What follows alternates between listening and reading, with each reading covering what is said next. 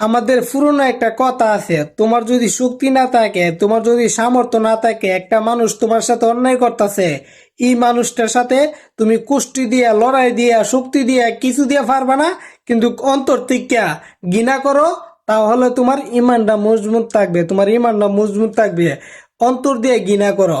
ঠিক এরকম ভাবে আমরা ইন্ডিয়ার সাথে শক্তি দিয়া এবং পাওয়ার দিয়া, দেশ দিয়া কিছু না করতে পারি, কিন্তু অন্তরের ভিতরে একটা ঘৃণা, এই ঘৃণাটা আমরা ঠিকই করতে পারি।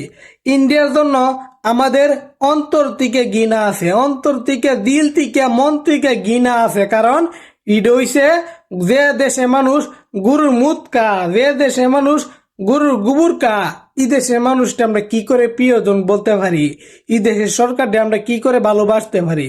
এই কারণে বলতাছি, একটা মানুষ, আমাদের পুরনো কথা আছে, তুমি যদি শক্তি দিয়া, তুমি যদি বুদ্ধি দিয়া, তুমি যদি অর্থ সম্পদ দিয়া, তুমি যদি টাকা পয়সা দিয়া না পারো, মন থেকে ঘৃণা করো, তাইলেই তোমার চলবে।